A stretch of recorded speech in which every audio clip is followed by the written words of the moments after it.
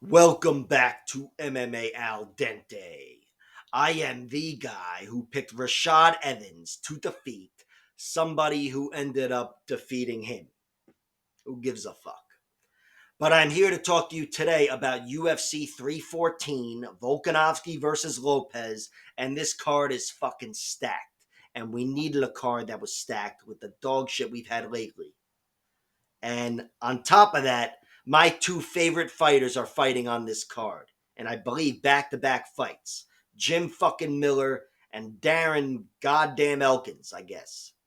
They're both huge underdogs and expected to get their asses kicked, but we may see some upsets. Tune in to the rest of the video. All right. Okay, opening up the card, we have Nora Cornolle taking on Haley Cowan.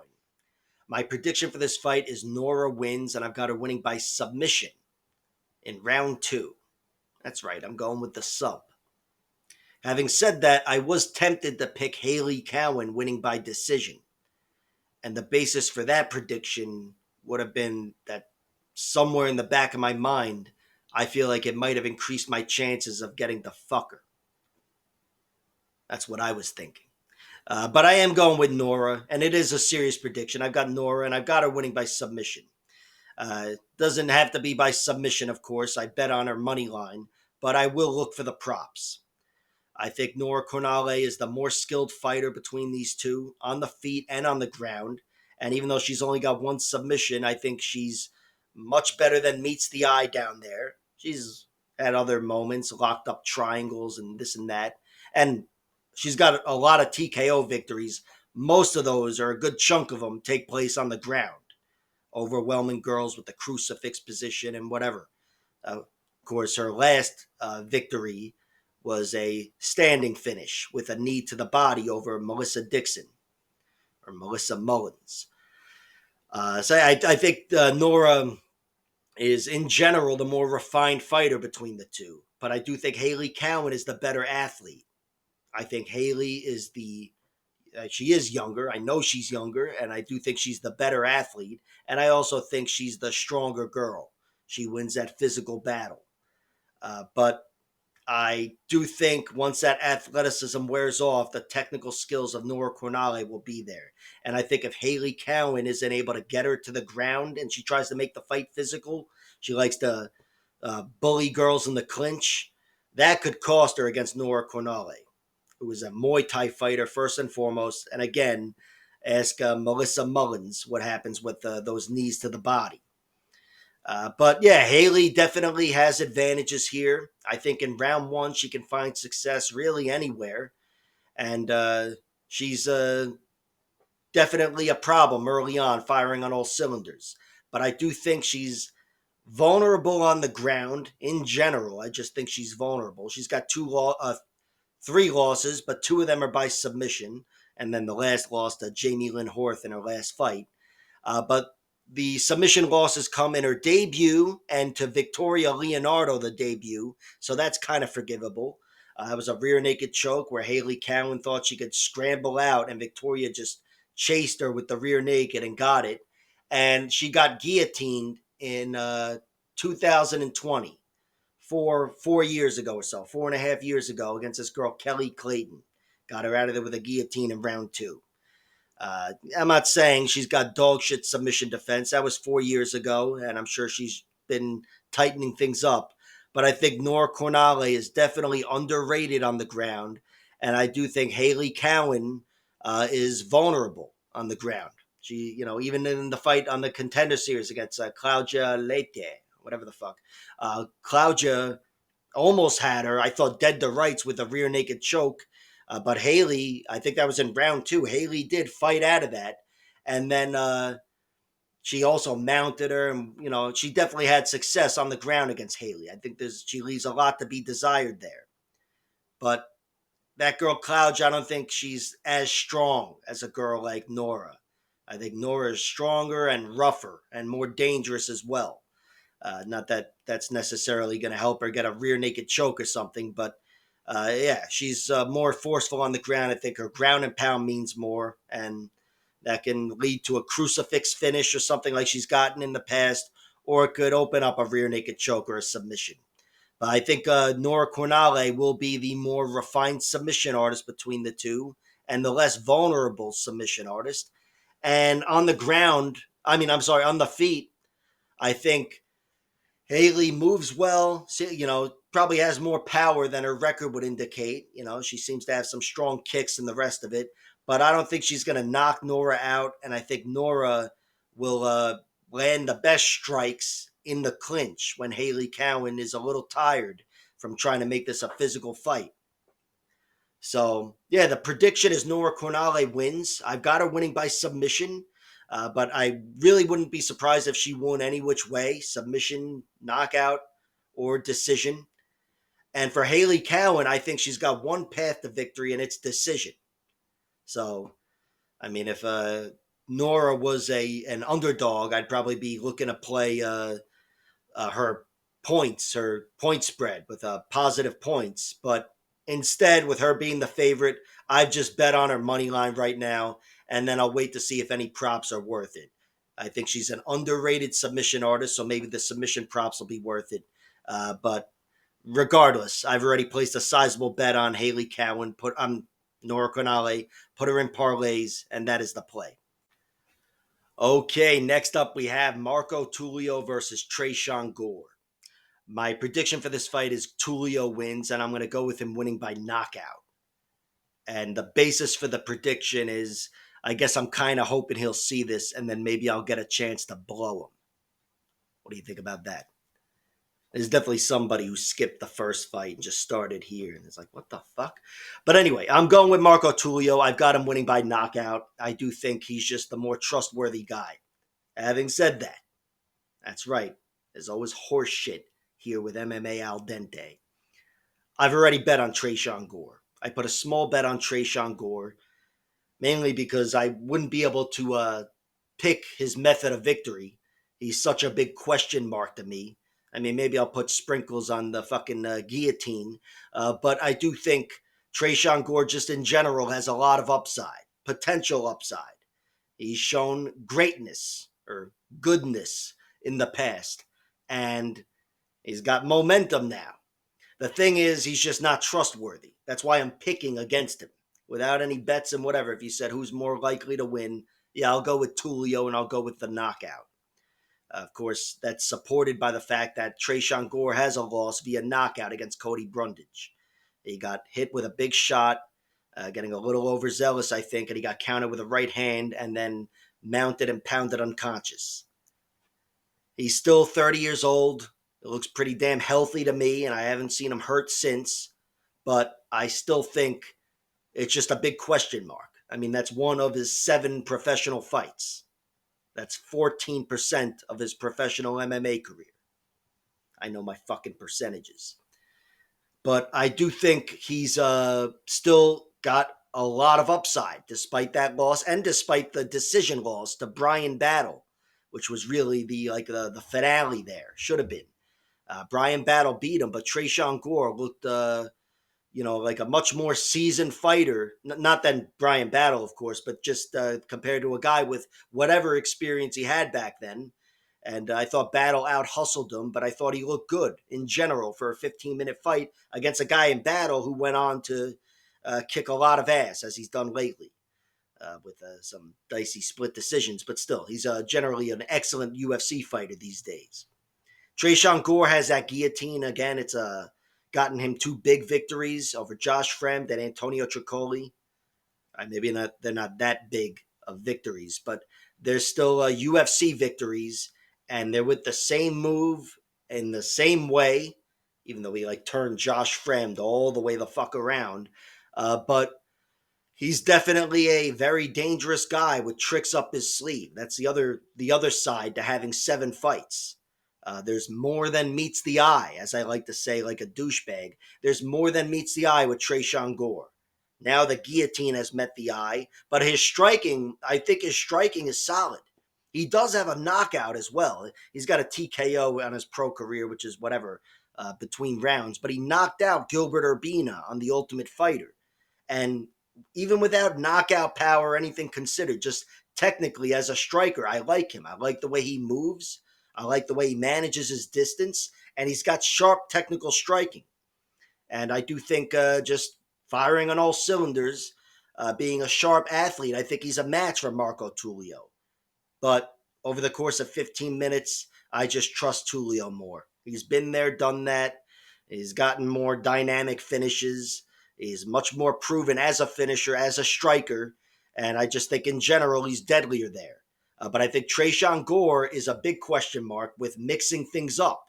Tresean Gore, yeah, the guillotine, that's an opportunistic submission. That's fucking awesome, even defensively, obviously, with takedowns. But I think him mixing it up as well against Marco Tulio could be the game plan here.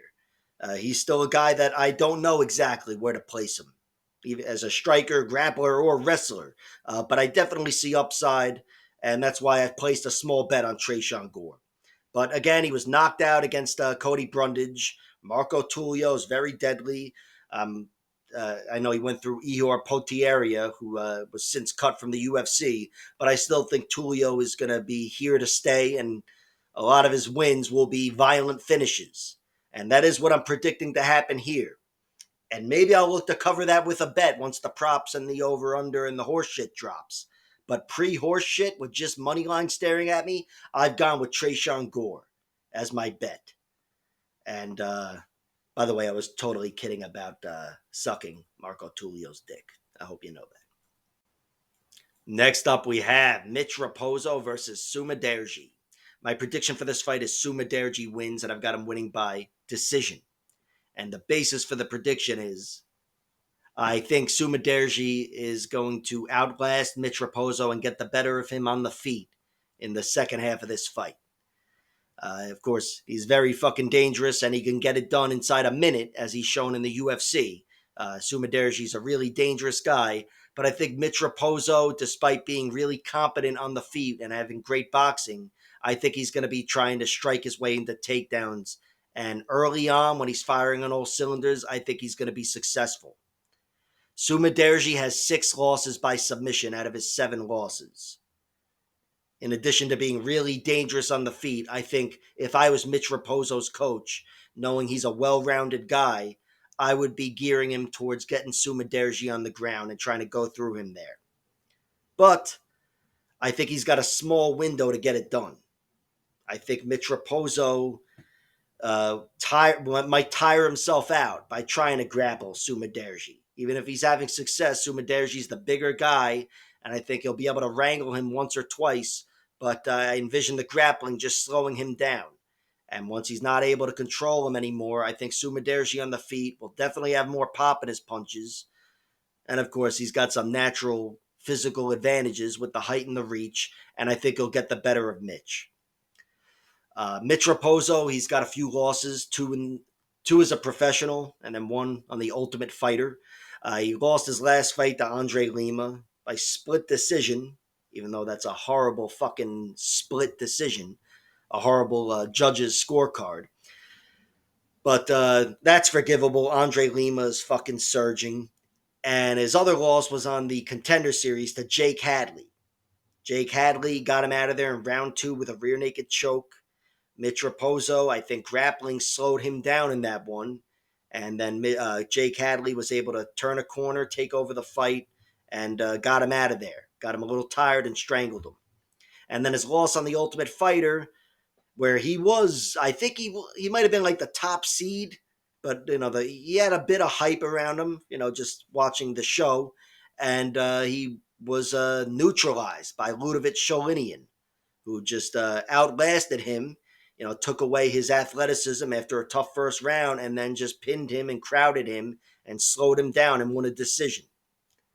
And, these are all good fighters, obviously, UFC level or close enough, kind of like him hovering around the UFC. So there's no shame in these losses. But, yeah, he's still only got 11 fights, and I couldn't tell you his best victory. Maybe it's one of his amateur fights. I don't know. No, but, he's beaten some decent guys, but he doesn't have that signature win. So, I think he needs to level up here. And I'm picking him not to. I'm picking Sumadaerji to shut him down. Sumadaerji's obviously not a top-tier UFC fighter, and he's a pretty limited guy. But He's still dangerous. He's still got 15 minutes of hustle in him. I mean, his one decision loss was to Charles Johnson. It was a really close fight, and I bet a decent amount of money on Sumadaerji winning by decision on that one because I'm a jerk off. But yeah, Sumadaerji, I think, despite maybe his grappling game not getting any better and not ever going to get any better, he's in his prime right now. And he's the more dangerous guy, and I'm picking him to shut down Mitch Raposo and be the UFC level guy with all that horseshit. So yeah, Sumadaerji wins. I got him winning by decision. I haven't bet on him yet. I'll wait to see what things look like. And it's not like I would trust decision. Again, Sumadaerji is so fucking dangerous. I don't even know his record, but he's got the majority of his victories by knockout. So, yeah, I wouldn't be able to trust decision, but I'm still going to sit back and wait for the plus points and all the horse shit. Next up, we have who the fuck do we have? Michal O versus SD Dumas. My prediction for this fight is Michal O wins, and I'm going to go with him winning by knockout. And the basis for the prediction is when he wins, it's usually a knockout. And even though SD Dumas has never been knocked out before, he's been clipped. And I think, again, if Oleksiejczuk's to win, he's going to go through him with the striking. I think SD Dumas is going to be trying to slow this fight down and take the fight to the ground. Just about every one of Oleksiejczuk's losses take place on the ground. Even his TKO loss. Everything but his last loss against Shara Bullet, probably. But and against Dustin Jacoby. But SD Dumas, I think, is not at the level of the guys that have gone through Oleksiejczuk on the ground, in the UFC anyway. I think Oleksiejczuk, I'm sure he's sharpened his skills. It's still a weakness of his. But here I think it'll only be a positional weakness. I can envision SD Dumas trying to secure back control and be that 15-minute grappler that we've seen. He's shown he can be that 15-minute grappler in the UFC. He's got 4 decisions altogether. 3 of them take place in the UFC. So he's trending one way, and I think here against Oleksiejczuk, he should be fighting that way anyway. But I do think, and it's not like he always takes the fight to the ground, by the way, where Cody Brundage took him down every round, Abu Azaitar. But SD Dumas has still chosen to fight these fights on the ground, even escaping positions and reversals and whatever. But against Oleksiejczuk, I think he's going to be the one wrestling, hunting for the ground control. And I think Oleksiejczuk might give up takedowns, but I envision he'll be safe from the jiu-jitsu of SD Dumas from getting submitted. And I think on the feet, Oleksiejczuk is always in danger of finishing somebody. He's just fucking ferocious. But I think he does a better job of keeping this on the feet to begin with. Getting the bigger moments there, having much more danger on his side, and putting him away eventually. I'll go with it happening in round 1, even though I just said all that shit about grappling. I'm not sure there's going to be any grappling. He might just go through him early. But even if he doesn't, there's grappling. I think Oleksiejczuk, he's got 15 minutes of hustle in him as well. And I think he can do better in a more high-paced fight, for sure. I think he would make fewer mistakes. Not that SD Dumas didn't learn from the fight against Josh Fremd, but I still think Oleksiejczuk is better than him at this point. SD Dumas has beaten good fighters, but not on the level of Oleksiejczuk. And Oleksiejczuk has lost to plenty of great fighters, but they're all a level above SD Dumas. Again, in the UFC anyways. I'm not talking about the loss before that or whatever. But yeah, the pick is Oleksiejczuk. I've got him winning by TKO. Next up, we have Darren Elkins versus Julian Erosa. My prediction for this fight is Darren Elkins wins, and I've got him winning by decision. And the basis for the prediction is fuck you. I'm a Darren Elkins guy. He is my favorite fighter, but I have to say, Julian Erosa is one of my absolute favorite fighters as well. Not on the level of Elkins, but he's probably my second favorite featherweight. So it's not all just bias here. I see what everybody else sees. Julian Erosa, he's the much more dangerous guy on the feet, the much more competent striker. I mean, Elkins is, he's rushing with everything. And of course, on the ground, well, The ground is altogether MMA fighting, which is interesting. That can go either way, but submission grappling, Julian Erosa is way better. He's much more dangerous. He's got some of the most dangerous chokes in the division, his guillotine and his darce. And yeah, he's definitely the more dangerous guy there, and I think he gets the first submission. However, the reason I'm picking Darren Elkins is Darren Elkins he's only been submitted once, and it was against Charles Oliveira like 15 years ago. And it wasn't with a choke or anything, it was with an armbar, which is different when your fucking limb is about to snap in half. But Darren Elkins has gotten out of every choke I've seen him in, and I've heard plenty of it. He's my favorite fighter. I've heard him talk about his guillotine defense and how I don't know if he was ever tapped with a guillotine. I think he said maybe his first few practices, fucking 20 years ago or whatever. But he's always had really good guillotine defense. Again, Erosa's got the sharpest guillotine. He's a fucking monster with that thing. But I still put my faith in Darren Elkins, his submission defense, and right along with that, his scrambling ability, which is rooted in his wrestling. He's a beast of a wrestler. He's got fucking, I don't know how many minutes of cardio in him. We haven't seen him in a 5-round fight in the UFC, but 15 minutes is no problem for Darren Elkins. Breathing through a fucking broken nose, he'll be fine. And, even though he's at a technical disadvantage, grappling wise and striking wise, he's a hustler, and cardio can be a big weapon for him, and along with his positioning. So I've got him scrambling, making this a wild, grimy fight, but Elkins winning by out hustling Julian Erosa. Julian Erosa, I think, will leave himself open for takedowns. I think first he's probably going to try to test his guillotine against Elkins. He's probably setting a trap and waiting for it. Elkins is waiting for that trap and looking to go into it probably as well. But I do think Julian Erosa is very takedownable, just with his stance. He leans back a lot. He's just hunched back. He's never really bringing the forward pressure, which is great. For him not running into takedowns, but he's also not really ready to sprawl. I think Darren Elkins can get in on his legs, and where Julian Erosa is used to having this insane level of defense with his submission skills, those opportunistic submissions. I'm sure he's got a great fucking ninja choke, but I think against Darren Elkins, it's only going to get him put on his back after 30 seconds of wild scrambling.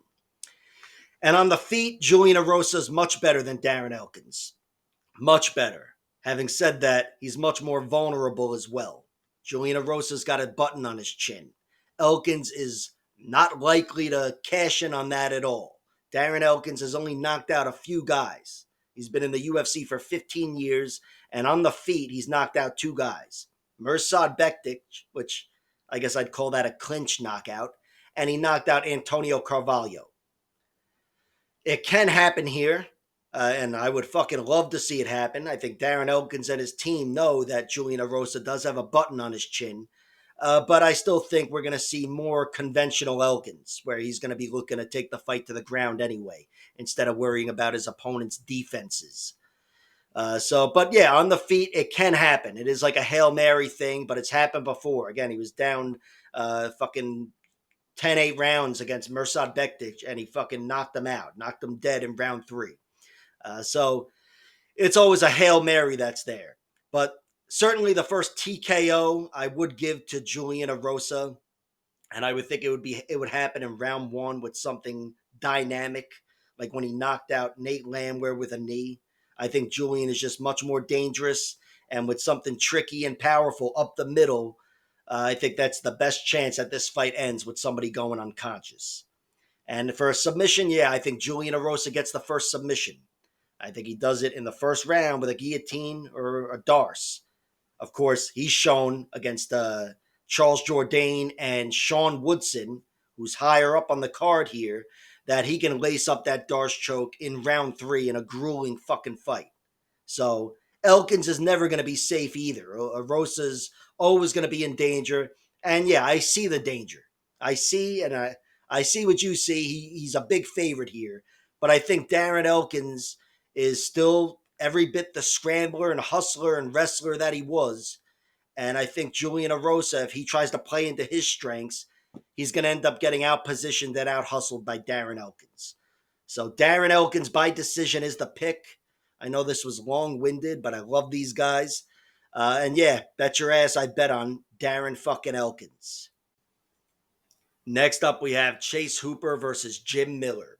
My prediction for this fight is Chase Hooper wins, and I'm going to go with him winning by decision. Having said that, I've already bet on Jim Miller. And not just because he's my favorite fighter, but because he's sitting at plus 550, even though I got him at shittier odds. But Jim Miller at plus 550, I would place action on that if he was going up against Tom Aspinall, but certainly against Chase Hooper. I think Jim Miller is one of the few guys who's in the realm of submitting Chase Hooper. I mean, Chase is one of the very few guys in the realm of submitting Jim Miller as well, and I do think he wins that battle if somebody does get subbed. But the point is, Jim Miller, with his squeeze, if he wraps up that skinny little neck or any of those skinny little limbs and puts his hips into him, he can force a tap. He's still one of the best submission artists in the division. Very best. And on the feet, Jim Miller's never been the biggest force on the feet, but he's always been rock solid. He's very tough and very competent striking. But in the last portion of his career, his left hand has come alive and given him some really nice victories. And I have to say, that's probably the best singular weapon on the feet in this matchup, Jim Miller's missile of the left hand. So he's definitely got some upside. And look, on the feet, I think Jim Miller gets the better of Chase. Chase is longer and he can be really aggressive. And of course, he's got the fear of the grappling to help out his striking. But I think if these two are stuck in a kickboxing bout, once the aggression and whatever wears off with Chase, Jim Miller gets the better of him. I think he's much more composed. I think the guy that was chopping the legs of Dustin Poirier back in their majority decision fight at UFC 208, I think that guy is way beyond the striking progression of Chase Hooper, even though it has progressed. He did knock down Slavakos, of course, which was his finest moment as a striker. But we've also seen him use that deceptive striking and really combined with aggressive aggression and combinations, and he can crowd you and overwhelm you, and maybe make takedowns come a little easier. So yeah, he's got something on the feet, but I think overall Jim Miller gets the better of him on the feet. Of course, that's not why Chase Hooper is a gigantic favorite. He's an 8-1 favorite because of what he's expected to do to Jim Miller on the ground. And I do think a lot of that is due to what he did to Clay Guida. Jim Miller and Clay Guida, they've had a similar trajectory, so to speak. I know how to spell that word. I just can't pronounce it. But I think Jim Miller is much more dangerous than Clay Guida. These two guys, they're kind of similar in a way, but Jim Miller is a much different fighter. Just because they come from the same era and they're both grapplers by and large, people are expecting this to look like that. I think Jim has a lot more to offer on the feet and on the ground than somebody like Clay Guida. Clay is just a better wrestler than Jim Miller. Go ask Nate Diaz about that. But if you want to know about Jim's danger compared to Clay Guida, go ask Clay Guida about that. Because they had a nice 40-second fight or whatever, and Jim stunned him and tapped him. So yeah, Jim Miller, yeah, I do expect him to lose. I do think Chase Hooper is the future. And don't get me wrong, seeing him destroy Clay Guida like that, it's not like that didn't impress me. I know Clay, he's now gone from the UFC after 18 years. And yeah, he was 40 years old and it was going to happen anyway. But that was still a very impressive victory. He totally next leveled him far and beyond. But I still think Jim has more to offer on the feet. And once you get to the ground, a lot more to offer. And Jim Miller is probably the better wrestler too. He is the better wrestler, but I'm saying as for how their skills and their bodies hold up, Jim Miller is the better wrestler probably between these two. And on the ground, even though he's at a big disadvantage, he's still much more tougher to submit than Clay Guida and much more dangerous where you can't relax Leave your neck, your leg hanging out. Go ask Charles Oliveira about that or anything. Jim Miller, if he jumps on something, he can force a tap. So yeah, Chase Hooper is the pick. I'm gonna go with him winning by decision. I'm gonna go with Jim having moments, but Chase always returning to the mat and securing control. So getting those long legs around Jim Miller. But yeah, I doubt I'm gonna bet on anything with Chase Hooper, and the bet is already on Jim fucking Miller. Up next, we have Virna Jandidroba taking on Yan Xiaonan. My prediction for this fight is Virna Jandidroba wins, and I've got her winning by submission. And I'll go with it happening in round two. Having said that, a decision wouldn't surprise me. But regardless, I'm backing Virna Jandidroba here. She is my play. I think this is striker versus grappler.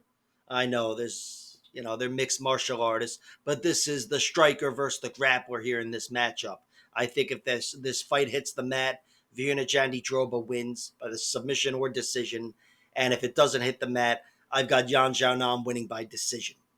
I think Yan is much better than Virna on the feet. Virna can crack, but it's really all about the heavy power shot and the threat of the takedown and all that. Technically, she's going to be a step behind Yan Xiaonan. And I think if they were caught on the feet for 15 minutes, Yan would start to chew her up over the course of 15 minutes. But I think Virna is going to be able to get her to the ground. And I think Virna Jandidroba is a beast on the ground. Even though Yan has survived that fight in the past, her majority decision victory, I believe, over Mackenzie Dern, I still think Virna is just better at setting up takedowns. Virna's got a better wrestling game, I think, than Mackenzie Dern. I know Mackenzie Dern beat her. But I think Virna is able to make this more of a grappling fight, and I think she'll be able to do it consistently. I don't think she's got one takedown in her, and then that's it.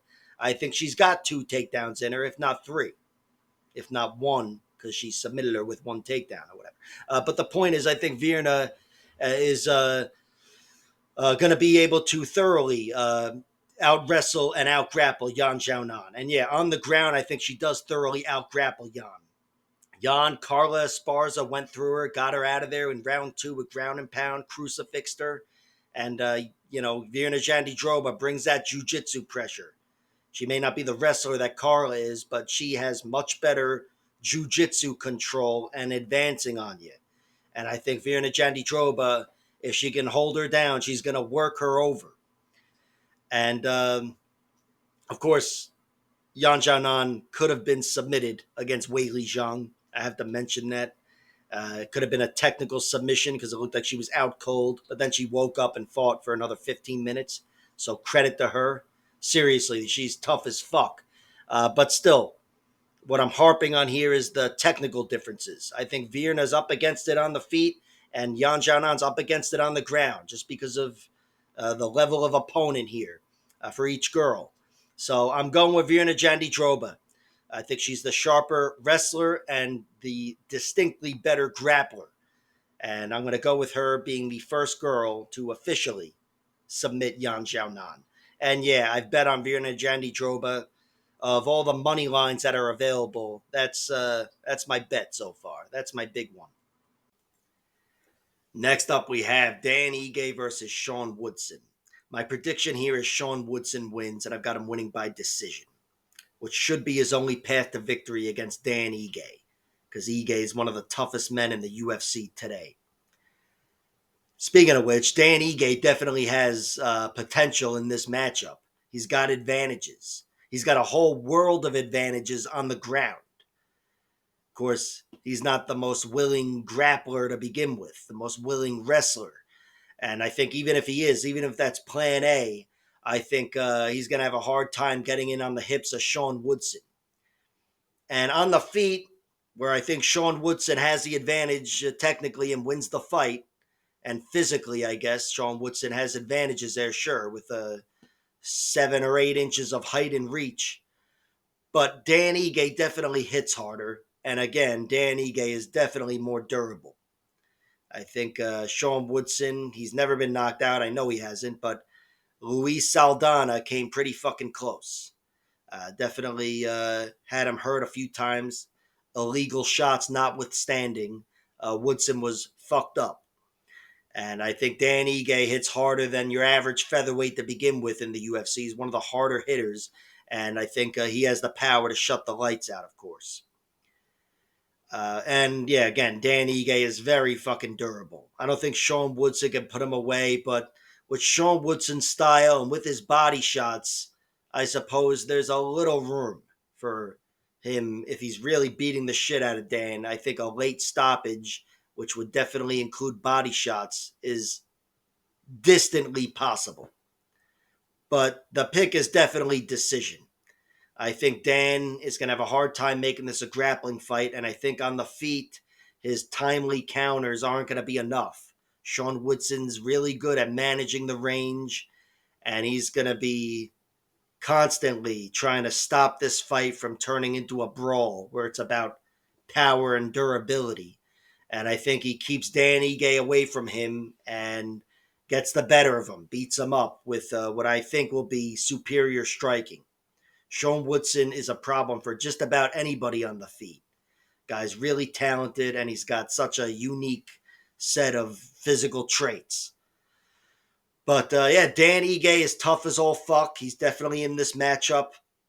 And it's not out of the realm of possibility for him to go just pure grappling and win this, whether it's by decision or submission. I think Dan Ige, it wouldn't surprise me, but I got to go with Sean Woodson here. Again, I think Dan will have a hard time even getting in on him in the first place. And even though I think Dan Ige has better wrestling and grappling, I think Sean Woodson's takedown defense will be up to par and will be able to stuff Dan Ige's shots and keep himself safe. So yeah, Woodson by decision. Decision is the pick, and I have not bet on it, and probably won't even when the props drop. Next up, we have Nikita Krylov versus Dominic Reyes opening up the main card. My prediction for this fight is Krylov wins, and I've got him winning by knockout in round 2. And the basis for the prediction is he's a really well-rounded guy. He's definitely dangerous enough, and I still don't have faith in Dominic Reyes' chin. I think Dominic Reyes has looked great as of late, but who can forget his string of losses and who can erase that doubt in his chin? I mean, it's there. I think Dominic Reyes will be winning early on. I think he's the better athlete, and when he's firing on all cylinders, he's a big problem for even John Jones. But I think Nikita Krylov is incredibly durable, especially with his chin. I think he'll be able to take it, and his chin is what's going to need to stand up to the danger of Dominic Reyes. But I think he can stand up to that danger. I think he can mix it up, be the better man on the ground if need be. He is the better man on the ground. But I do think on the feet, where this fight will be settled, according to my prediction, he turns this fight into a brawl, gets that spring out of the step of Dominic Reyes, outlasts his athleticism, and then knocks him unconscious with something or another. I mean, in the UFC, it's mostly been head kicks. He does have a snappy head kick, but yeah, I think Nikita Krylov can get it done with anything once Dominic Reyes loses that spring in his step. Nikita Krylov has been submitted 6 times. I don't know that. But the one guy to submit him in the last 7 years is Paul Craig. Paul Craig. And before that, it was like Jan Blachowicz and Misha Serkinov in the UFC. So Nikita Krylov, he's not likely to get submitted by Dominic Reyes. I know Reyes tapped Jeremy Kimball in his UFC debut, I think, and some other asshole in his MMA debut. But yeah, the first submission in this matchup should be going to Nikita Krylov, even though he's been tapped 6 times. But Krylov is very dangerous on the ground. Again, really well-rounded fighter, and he's definitely got 15 minutes of cardio in him. He's been out for 2+ years now, but he's such a seasoned fighter. This will be his 40th professional fight, and he's in the middle of his second UFC stint. I have no doubt that he's going to come back and pick up right where he left off. And right where he left off, was on a 3-fight winning streak. So there's that. I talked about Reyes having some momentum with his 2 wins. Krylov's got some momentum as well. But yeah, I think Krylov has a rock solid chin, never been knocked out. His one TKO loss is on the ground. He was mounted by Soa Paleli, a big fucking Samoan dude. And that was it. He was physically trapped. But his chin has stood up to everyone's danger. And Dominic Reyes, I think, he's a force on the feet, but I think he'll be able to stand up to Dominic Reyes' danger. And then, take some of the spring out of his step, whether it's just by surviving Reyes and his danger on the feet, or mixing it up with the grappling. Nikita Krylov is the better grappler, and he's definitely the more willing grappler here. But once he gets Dominic Reyes to slow down, Krylov's a force on the feet himself. And whether it's with one of his snappy head kicks or something else, I've got him winning this fight by knockout, putting Reyes unconscious. Nikita Krylov is the pick. Nikita Krylov is the bet. And fuck yeah, I'll wait for the props. Next up, we have Patricio Pitbull making his UFC debut against Yair Rodriguez. He's making his debut against a recent title challenger. Should tell you how respected Patricio is. And I respect the fuck out of him, having watched him fight for 15 years. Despite that, I am going with Yair Rodriguez here. I'm going to go with Yair winning a decision. Although if Yair wins a knockout, wouldn't surprise me, because he's the most dynamic striker in the UFC. Close enough, anyway. But yeah, I'm going with Yair, whether it's by decision or knockout or whatever. In general, I trust him more. He's the more trustworthy fighter at 32 years old. And of course, he's one hell of an athlete to begin with. But on the other side of things, Patricio Pitbull is now 37 years old, going on 38. I think by the next time he fights in the UFC, he will be 38, almost guaranteed. And even though generally he's been healthy throughout his career, he's been knocked down a bunch but always recovered. He was knocked out for the only time, truly, just 2 fights ago over in Rizin. I don't think he was supposed to fight. He was over in Japan, like sightseeing or something, and then they pulled him into the ring and said, "Hey, you want to fight?" He said, "Yeah, sure." And then he stepped up against this guy Chihiro Suzuki, and he got knocked out. It didn't go down exactly like that, but close enough. But yeah, Chihiro Suzuki knocked him out, and you can explain away that loss with all the context and horseshit like I just did, but the reality is he's a guy going on 38 who was knocked out somewhat recently. It was 2 fights ago, and I guess it was also 2 years ago, but yeah, he's only had 1 fight since, and now he's, again, going on 38. So in general, there's a dark cloud hanging over Patricio Pitbull. I'm not saying he can't win this, and I'm not saying he can't make a big splash in the UFC, but I do think chances are his best days are behind him. He's a guy who was historically very durable. He'd been dropped plenty of times. Daniel Strauss put him down once pretty badly, another time so-so. AJ McKee actually came close to knocking him out when he submitted him. AJ McKee submitted him with a guillotine choke. He set that up by clipping him with a head kick. But of course, look, Patricio Pitbull, anybody who's beaten Patricio is in the realm of beating him. And most guys he has beaten, including AJ McKee, even though the decision was pretty fucking close. But even in the past, Daniel Strauss and Pat Curran and everybody, he's beaten a lot of his Bellator opposition multiple times. And he's done this throughout multiple generations. Again, his 4-fight series with Daniel Strauss was so long ago. In MMA, it's like 5 generations ago. And then he's, like I said, he's already had a series with AJ McKee, not to mention the Emmanuel Sanchez's of the world and everybody in between. And Patricio, and I don't know if you know this, but he knocked out Michael Chandler, or TKO'd him anyway. So yeah, he was the man in Bellator. And I still think he's got more to offer in the UFC if he loses this fight like I'm predicting he will. I still think he's going to have success in the UFC in some way or another. I think he will win fights against good established fighters. Unless he gets knocked dead in this fight, then I'll have a lot of doubt in him. That doubt will be compounded. But yeah, I still think he's definitely a viable threat to a lot of fighters and a viable threat everywhere. He's got 36 wins, 12 by knockout, 12 by submission, 12 by decision. And I love the fucking symmetry. Yeah, he's a really dangerous guy. Definite knockout power and really good submissions. He pulled off guillotines and rear nakeds, but the guillotine's definitely his best sub. And it's won him championship fights and done so down the stretch. So Patricio's got something to offer everybody, including Yair. Yair Rodriguez, it's not like I haven't seen every one of his losses. He was knocked unconscious before he even got to the UFC over a decade ago or something like that. Knocked unconscious.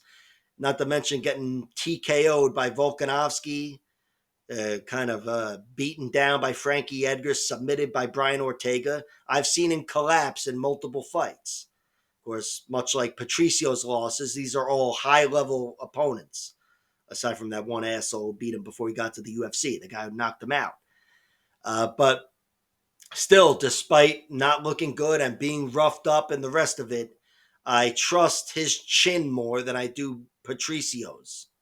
And I think Yair Rodriguez is exceptionally fucking dangerous where he can test the chin of Patricio. And without chins and power and all that horse shit, just talking about the technical matchup, I think Yair Rodriguez gets the better of Patricio on the feet. Patricio is a little slow and steady, and of course he's given up 6 inches of height and reach or whatever the fuck it is. He's definitely going to be making this about his power combinations and maybe some timely chopping leg kicks. But I think he's going to have to be timing Yair Rodriguez and timing him perfectly throughout the night. I think on the feet, Yair will get the better of him. He can afford to make mistakes. He's got 6 inches of height and reach, and he's the sharper athlete. And Yair can keep this fight at kicking range, and I think put the fear into Patricio from advancing. But on the ground, look, Yair Rodriguez, he's dynamic himself on the ground. He's definitely made some shit work for him. He's the only guy to submit Josh Emmett, putting him in a triangle choke. And he did kind of frame an armbar and Brian Ortega and fucked his arm up there, his shoulder. But I still think Yair Rodriguez does not want to be on the ground with Patricio. I think Patricio Pitbull, he's really solid, not just with his submission skills, but his jiu-jitsu and overall grappling. And I think making this a more physical fight in tight like that, Patricio will rack up the points on the ground, pin Yair and slow him down. Maybe not overwhelm him like Frankie did or Brian Ortega, where he can force a finish in one way or another. But I think slowing him down, pinning him and stopping him from landing the jumping switch kick and all the rest of it. Patricio's got advantages here, but my prediction has to be Yair Rodriguez. I think without anyone's chin failing, I still pick him to win.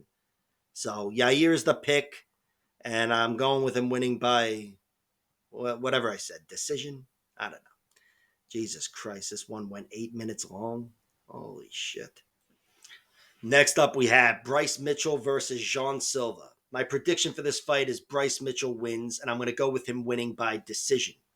And the basis for the prediction is, I don't know, something to do with Adolf Hitler, probably. But regardless, I'm going with Bryce here. I think Bryce Mitchell is a monster on the ground, and even though I've heard Jean Silva has got more than meets the eye and whatever, he doesn't have enough for Bryce Mitchell on the ground. On the feet, total opposite. Bryce Mitchell does not have enough for Jean Silva. I'd be really surprised if Jean Silva won this fight in any way other than knockout. I think he wins by knockout. And when I say knockout, it doesn't mean he one-shots him like Josh Emmett did, where the chin fails him. It could be he beats him up and gets a TKO. like Ilya Taporia could have done before locking up the arm triangle choke. But yeah, Jean Silva, I think he wins with concussive damage done from his hands and knees and the rest of it. Bryce was knocked out against Josh Emmett. It was one of the most brutal knockouts I've ever seen. I've been watching the sport forever. That's right up there with the rest of them. He looked like he was dead. And he did bounce back and got a nice win over Crone Gracie, but that's not the most deadly fight for your chin. So Bryce Mitchell, this is much more of a test for him. But of course, he's that much more farther removed from the knockout loss, having taken the fight with Crone Gracie in between. So theoretically, he should be back in a tip-top shape. He's still a young athlete, and there's no reason to totally dismiss his chin as of now. But I do think this is striker versus grappler. I think Bryce Mitchell could win by TKO submission or decision on the ground, but he wins on the ground. And I think Jean Silva can only win on the feet, and it's by knockout. He's a big favorite to get it done. I see what everybody else sees. And I've picked against Jean Silva with fucking Melsik Bagdasaryan. That was a stupid pick. And I probably picked against him in the past as well. I know not against Weston Wilson. But here, I'm picking Bryce Mitchell because Bryce Mitchell is far and away better than everybody else on the ground. And I think, Charles Jourdain didn't make much of his takedowns with Jean Silva, but Bryce Mitchell just needs a small window to turn this into a jiu-jitsu match, and he's fucking relentless. Bryce is also really fucking strong, and obviously he's got 15 minutes of cardio in him, and I think I think it's going to be kind of similar to Pat Sabatini upsetting Joe Anderson Brito. That's the fight I'm envisioning here. And you could tell that fight probably influenced my decision here. But yeah, Bryce Mitchell is the pick.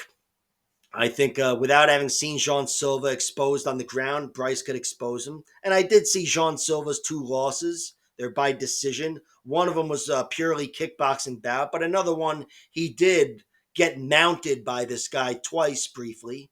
Once he even kind of pulled the guy on top of him. He made some mistakes and whatever, and that definitely cost him the decision, even though he got up in round 3 and was taking it to him and totally outlasted the guy. But yeah, he's definitely I think he's got something there that Bryce could expose, even though that fight that I'm talking about was fucking 8 years ago or whatever. And he's obviously training with a world-class team, all these fucking killers who are on the verge of fighting for titles, and he could very well be one of them. But I still think even with all that horseshit and more than meets the eye and whatever, it's not going to be enough. I think if Bryce Mitchell gets one takedown, his chances of winning go way the fuck up. Not because he's going to go through Jean Silva in one round, but because his chances of getting that second takedown in round 2 also go way the fuck up. So Bryce Mitchell is the pick. I'll go with him winning by decision. I've already bet on him. I am a jerk off, and I'm going with Bryce Mitchell. Next up, we have Paddy Pimblett versus Michael Chandler in a 5-round co-main event, which is fucking awesome. My prediction here is Paddy Pimblett wins. I'm going to go with him winning by decision, even though a knockout wouldn't surprise me, and certainly a submission wouldn't surprise me. I think Paddy can win any which way. And frankly, I'd say the same for Michael Chandler. I think Chandler's best path to victory is a knockout because he hits harder than Mike Tyson. But certainly being the bully and winning a decision is not out of the realm of possibility. And even submission. Paddy Pimblett has been submitted once. It was fucking 12 years ago. So it's like it never happened. And obviously he's a fucking monster of a grappler these days. But Michael Chandler, if he was able to get him in a bad spot when he was slightly tired, he's got the squeeze of a gorilla. And he's definitely gotten some really solid submission victories throughout the years. Marcin Held and Eddie Alvarez and whoever else. But yeah, the pick in general is Paddy Pimblett wins, regardless of how it looks. I think he's the healthier man. He's never been knocked out. He's 30 years old, a prime athlete, whereas Michael Chandler is a few days away from turning 39. I think he's turning 39 in April. So, yeah, time is definitely on the side of Paddy Pimblett. And then technically, look, I think Paddy is not going to have as easy of a time as he did with Bobby Green, chopping his legs patiently, because Michael Chandler, he's got that extra gear, that extra spring in his step, being such an explosive athlete. Where I think, and of course, he's the most powerful guy in the division as well. So I think he's going to keep Paddy pretty cautious, where Paddy's going to be really wary of the power. But I still think Paddy will be safe on the feet. I think Paddy Pimblett, I can't trust that his chin won't collapse against Michael Chandler's power, but no one's been able to knock him out yet. He stood up to some really dangerous shots. That fucking Luigi Vendramini hit him with a sharp left hook that looked like it could have knocked him dead, but it didn't really have an effect. And I also know Paddy Pimblett is a fucking monster on the ground. Not saying he can take him down repeatedly and dominate him like Charles Oliveira did in his last fight. But I think Paddy Pimblett, at the very least, will win the jiu-jitsu battle on the bottom to keep himself safe if Chandler's trying to maul him. I think he'll reclaim his guard. And on top, I think Paddy Pimblett secures the back control. And I think he's so good on top where he won't lose it. I'm not saying he'll be able to force the stop and you get the submission, but I think he'll be able to rack up points with a winning round. So I just like Paddy Pimblett in general in this matchup. He's the sharper submission artist, even though Chandler's underrated. Paddy Pimblett is not underrated. Everybody rates his jiu-jitsu is fucking awesome. And striking, yeah, advantage to Chandler striking. They showed their hands to each other in this recent interview they did. Michael Chandler's hands are twice as big as Paddy Pimblett's. He hits twice as hard as Paddy Pimblett. But Paddy Pimblett is still tough. He is game. He's willing to sling weather, and he's also a guy who is, again, 30 years old and never been knocked out. So health and time and all the rest of it's on his side. I've got Paddy Pimblett winning this fight. Finding a way, whether it's clipping Michael Chandler, thoroughly out grappling him, or submitting him. Paddy Pimblett wins. In the main event of the evening, we have Alexander Volkanovski versus Diego Lopes for the vacant featherweight championship of the world. My prediction for this fight, and I've gone back and forth on this, I'm going with Volkanovski.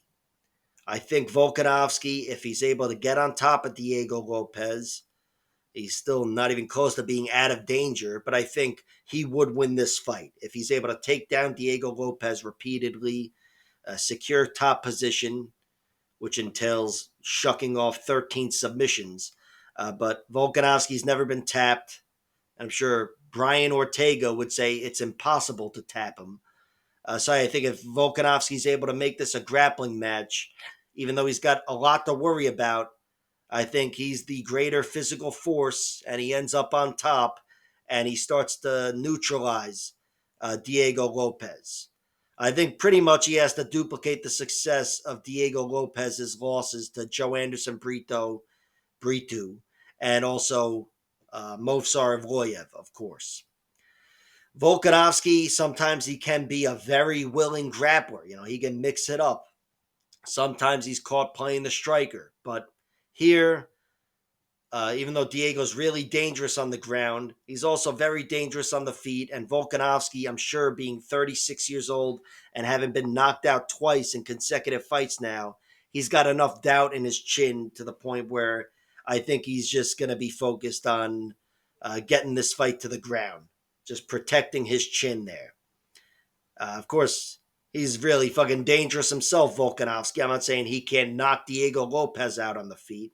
He gets the better of most guys on the feet, and if he didn't have this chin that was suddenly an issue now after these last two fights, I'd be picking him to get the better of Diego Lopes on the feet. But I do think Volkanovski needs to make this physical, needs to start wrestling, and needs to start sucking the life out of Diego Lopes with top position. Lopes is nonstop danger. Like I said, Volkanovski's going to need to shuck off 13 submissions to even secure top position. And that'll be the case in every round. Diego Lopes does not stop fighting. But, and Diego Lopes on the feet, he's incredibly fucking dangerous. Sadiq Yusuf, Pat Sabatini, knock these guys dead. And I think in round one, he's got a window there where he can make anything happen. Anything, knockout, submission, or whatever. And then after that, he's still dangerous, but especially if they're grappling and Volkanovski's taking him down, the danger factor goes down. And it goes down with each round. And Volkanovski, he's no stranger to hard fought 5-round fights. He's certainly got the cardio to do it. And I think he would win that type of fight. I'd pick him to win by decision, but there's a chance if Volkanovski's winning that type of fight, he could force a finish down the stretch. Diego Lopes has been finished twice. One of them to this guy, Rodrigo Praya, I haven't seen. But then another one he was finished to Elzerbayev. I don't know. I know the guy's name. Either way, the guy fucking TKO'd him on the ground. I think made him cry, maybe made him quit, and maybe made him go unconscious as well. It was just a bad loss for Diego Lopes.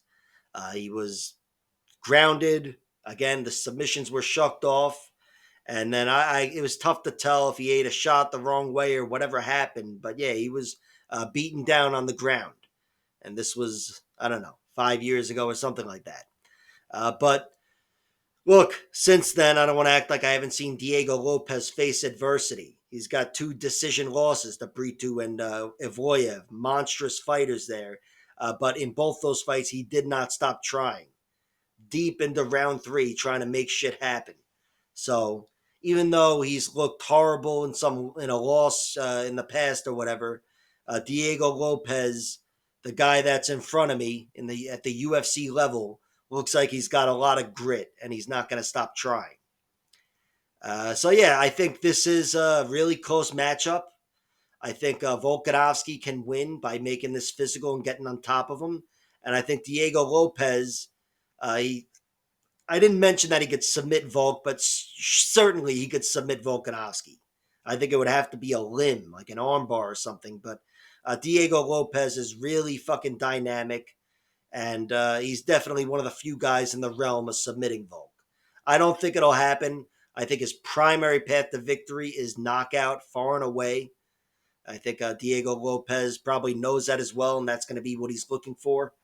But the official prediction, for whatever that's worth, is again, Volkanovski wins, and he wins by decision. So yeah, let's go Volk. And like, share, subscribe, all that horse shit, and check out my other videos.